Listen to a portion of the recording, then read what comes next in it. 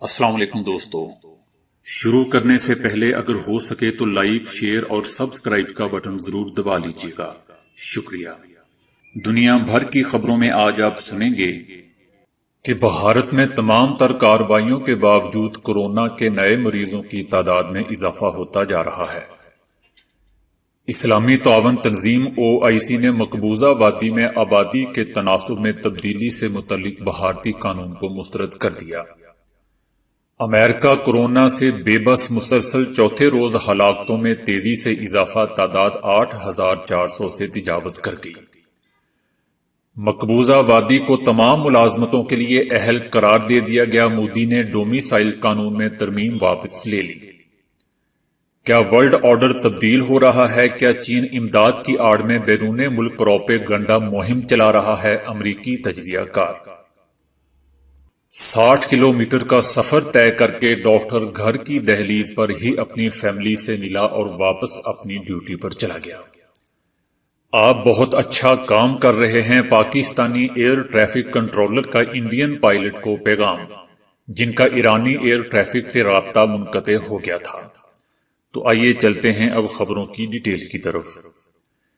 ادھر بھارت میں تمام تر کارروائیوں کے باوجود کورونا کے نئے مریضوں کی تعداد میں اضافہ ہوتا جا رہا ہے۔ کچھ شہروں میں حکام نے لاک ڈاؤن سے منسلک پابندیوں کو مزید سخت کرتے ہوئے خبردار کیا ہے کہ اس پر قابو پانے کے لیے اس کی مدت میں توسیع کی جا سکتی ہے۔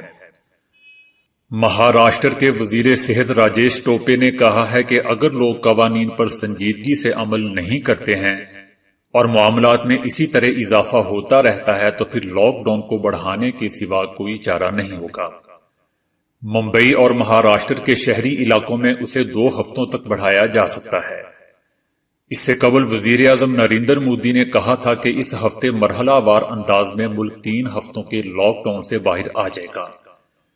مودی حکومت 14 اپریل کو ختم ہونے والے لاک ڈاؤن کا جائزہ لینے کی منصوبہ بندی کر رہی ہے، تاہم سینئر عہدیداروں نے کہا ہے کہ اس کا انحصار ریاست کی صورتحال پر ہے اور ان اضلاع میں لاک ڈاؤن اور پابندیاں جاری رکھی جائیں گی جہاں اس کا اثر جاری رہے گا۔ ادھر اسلامی تعاون تنظیم OIC نے مقبوضہ وادی میں آبادی کے تناسب میں تبدیلی سے متعلق بھارتی قانون کو مسترد کر دیا ہے۔ OIC کی جانب سے جاری بیان میں اس پر تحفظات کا اظہار کیا گیا ہے اور آبادی کے تناسب میں غیر قانونی تبدیلی کی کوششوں کو مسترد کرتے ہوئے کہا گیا ہے کہ ڈومیسائل پر مبنی نئے قانون کے متعارف کرانے سے متنازع علاقے کی خراب صورتحال مزید پیچیدہ ہو جائے گی۔ OIC کا کہنا ہے کہ یہ صورتحال پہلے ہی 5 اگست 2019 کے یک طرفہ اقدام آئین میں موجود خطے کی خصوصی حیثیت کے خاتمے کے بعد سے ابتر ہے۔ اسلامی تعاون تنظیم خطے میں آبادی کے تناسب میں تبدیلی کی کسی بھی غیر قانونی کوشش کو مسترد کرتا ہے۔ OIC کے اجلاس کے فیصلوں اور وزرائے خارجہ کونسل کی قراردادوں کے تناظر میں مقبوضہ وادی کے عوام سے اظہار یکجہتی کرتا ہے اور عالمی برادری کو اس مسئلے کو اقوام متحدہ کی قراردادوں کے مطابق حل کرانے کے مطالبے کی تجدید کرتا ہے۔ ادھر امریکہ میں کورونا سے مسلسل چوتھے روز 1,000 سے زائد افراد ہلاک ہونے کے بعد ہلاکتوں کی تعداد 8,400 سے تجاوز کر گئی ہے، جبکہ 3.25 لاکھ افراد متاثر ہو چکے ہیں۔ امریکی ریاستوں میں نیو یارک سب سے زیادہ متاثر ہے، جہاں مرنے والوں کی تعداد 3500 سے بڑھ چکی ہے، جبکہ متاثرہ افراد کی تعداد 1,15,000 سے تجاوز کر گئی ہے۔ ریاست کے گورنر نے آنے والے دنوں میں بڑے نقصان کا خدشہ ظاہر کیا ہے۔ امریکی صدر ٹرمپ نے ایک پریس کانفرنس میں کہا ہے کہ اگلے 2 ہفتے کورونا کے سب سے مشکل ہوں گے۔ اس دوران اموات میں بہت زیادہ اضافے کا خدشہ ہے۔ صدر ٹرمپ نے کورونا کی روک تھام کے سلسلے میں انتظامیہ کی مدد کے لیے مزید 1,000 فوجی نیو یارک میں تعینات کرنے کا اعلان کر دیا ہے۔ مختلف ریاستوں کی مدد کے لیے بھی ہزاروں فوجی جوان تعینات کیے گئے ہیں۔ امریکی صدر کا کہنا تھا کہ فوجی اہلکار ایسی لڑائی میں جا رہے ہیں جس کے لیے وہ تربیت یافتہ نہیں ہیں، کسی کو بھی اس کے لیے تربیت نہیں دی گئی۔ دوستو، یاد رہے کہ امریکی ریاست نیو یارک اس سے سب سے زیادہ متاثر ہوا ہے، جہاں 3,500 سے زائد اموات، 1,10,000 سے زائد مریض ریکارڈ ہو چکے ہیں۔ 30 سے زائد پاکستانی نژاد امریکی شہری بھی اس کے باعث جاں بحق ہو چکے ہیں۔ شہر میں ہاسپٹل بھر گئے ہیں، وینٹیلیٹرز کم پڑ گئے ہیں، جس پر نیو یارک کے گورنر نے بھی مدد کی اپیل کر دی ہے۔ جبکہ سعودی عرب میں بھی کورونا کے مزید 191 مریضوں میں تصدیق ہوئی ہے۔ کل مریضوں کی تعداد 2370 ہو گئی ہے۔ سعودی عرب میں 420 سے زائد افراد صحت یاب بھی ہو چکے ہیں اور اب تک اس سے 29 اموات بھی ہوئی ہیں۔ ادھر بھارتی حکومت نے 3 دن قبل مقبوضہ وادی کے حوالے سے جاری کیے گئے نئے ڈومیسائل قانون میں ترمیم کرتے ہوئے مقامی افراد کو تمام عہدوں کی نوکریوں کے لیے اہل قرار دے دیا ہے۔ اس سے پہلے حکومت نے نئے ڈومیسائل قوانین متعارف کراتے ہوئے مقامی افراد کے لیے صرف گروپ 4 تک کی نوکریاں مختص کر دی تھیں۔ سیاسی اور اپوزیشن جماعتوں نے اس اعلامیے پر شدید احتجاج کیا تھا، جس پر حکومت نے نوٹیفیکیشن واپس لینے کا اعلان کر دیا۔ ترمیم شدہ اعلامیے میں کہا گیا ہے کہ کوئی بھی شخص جو ان شرائط پر پورا اترتا ہے، اس کے پاس مقبوضہ وادی کی یونین کی حدود میں نوکری پر تقرری کے لیے یونین کی حدود کا ڈومیسائل ہونا چاہیے۔ ترمیم شدہ سول سروس ایکٹ کے تحت کوئی بھی شخص کسی بھی عہدے پر تقرری کے لیے اس وقت اہل نہیں ہوگا جب تک اس کے پاس مقبوضہ وادی یونین کی حدود کا ڈومیسائل نہیں ہوگا۔ اس سے پہلے اس حدود کے لیے حکومت میں صرف گریڈ 4 تک کی نوکریاں مختص کی گئی تھی، جو پولیس اور دیگر حکومتی اداروں میں زیادہ سے زیادہ کانسٹیبل کا عہدہ ہوتا ہے۔ اس کی وجہ سے ڈومیسائل کے حامل شہری صرف چھوٹے عہدوں کی نوکریاں کرنے کے اہل قرار دیے گئے تھے، جن کی زیادہ سے زیادہ تنخواہ 25,500 روپے ہے، جبکہ بڑے عہدوں کی نوکریوں کے لیے بھارت بھر کے افراد کو اہل قرار دیا گیا تھا۔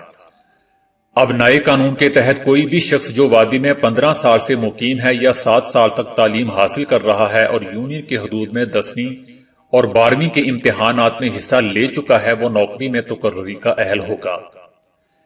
جبکہ اس علاقے میں 10 سال سے سرکاری نوکری کرنے والے افراد بھی اسی کیٹیگری میں شمار کیے جائیں گے۔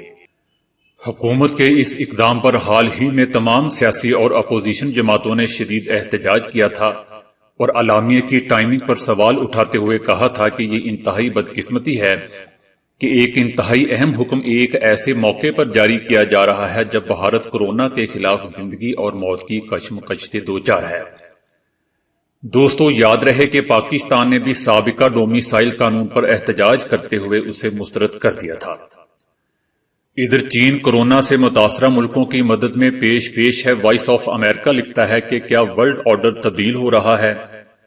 چین کورونا سے متاثرہ ضرورت مند ملکوں کے لیے بڑے پیمانے پر امداد بھیج رہا ہے، جس سے چین کی مقبولیت میں اضافہ ہو رہا ہے۔ امریکی تجزیہ کاروں کا کہنا ہے کہ ساتھ ہی یہ الزام بھی پھیلایا جا رہا ہے کہ امریکہ نے اس وبا کا آغاز کیا اور خود اپنے ملک میں اس وبا کی سنگینی کو چھپائے رکھا۔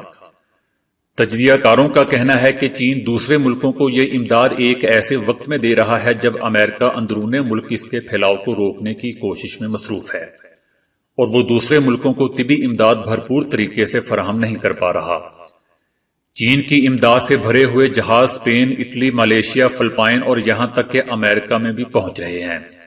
تجزیہ کار کہتے ہیں کہ چین کی یہ کوشش دنیا کے بعض حصوں میں اس کی مقبولیت میں اضافہ کر رہی ہے۔ دوستو، امریکی تجزیہ کاروں کے سوچنے کا انداز دیکھو۔ ان کا کہنا ہے کہ چین کی یہ امداد اس کی بیرون ملک پروپیگنڈا مہم کا ایک حصہ ہے، جس کا مقصد اس تنقید کو غیر مؤثر بنانا یا روکنا ہے جس میں کہا گیا کہ چین کی آمرانہ حکومت کی جانب سے ہفتوں تک اس مرض کے پھیلنے کی خبروں کو چھپائے رکھا، بلکہ چین نے ان ڈاکٹروں اور حکومت مخالفین کو سزائیں بھی دی جنہوں نے اس مرض کے پھیلاؤ کے بارے میں دنیا کو آگاہ کرنے کی کوشش کی۔ Centre for strategic and international studies کے ڈین رینڈل کا کہنا ہے کہ چین اس کو پھیلانے والا ملک ہے جو چولا بدل کر اب اس کو بھجانے کی کوشش کر رہا ہے جو اس نے شروع کی تھی۔ تاہم شکاگو یونیورسٹی کے ڈاکٹر ظفر بخاری کا کہنا تھا کہ اس سلسلے میں چین کو یہ برتری بھی حاصل ہے کہ اس کے لگ بھگ $2 خرب ملک سے باہر پڑے ہوئے ہیں جو اس نے بیرون تجارت سے کمائے ہیں۔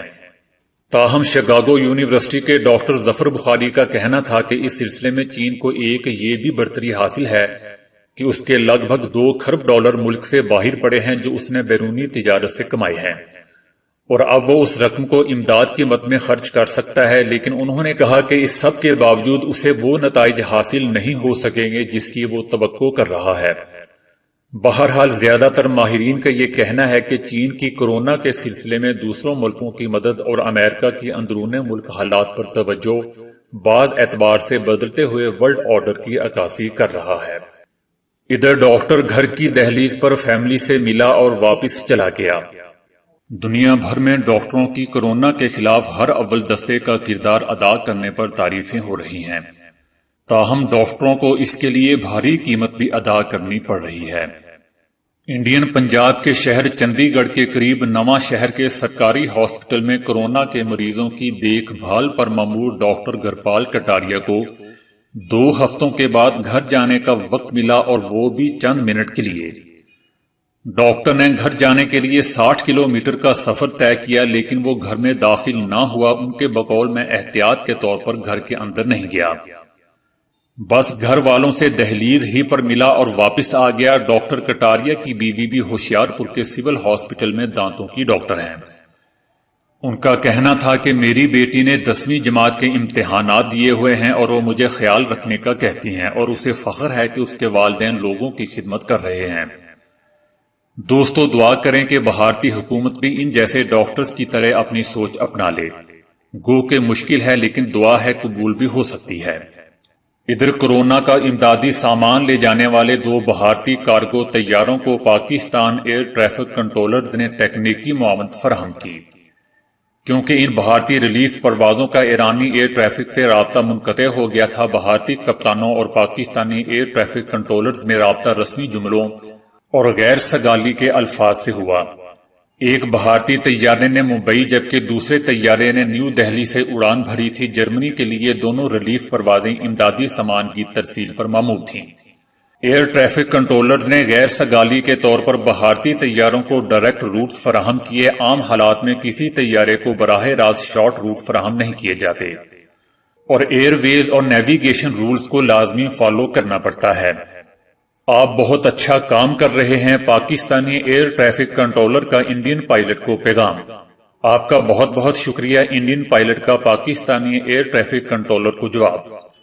دونوں بھارتی پائلٹ نے پاکستانی ایئر ٹریفک کنٹرولر کی جانب سے مکمل تعاون اور رہنمائی فراہم کرنے اور رویوں کو سراہتے ہوئے شکریہ بھی ادا کیا۔ تو دوستو، آج کے لیے اتنا ہی۔ ویڈیو کو لائک، شیئر اور فالو کرنے کا شکریہ۔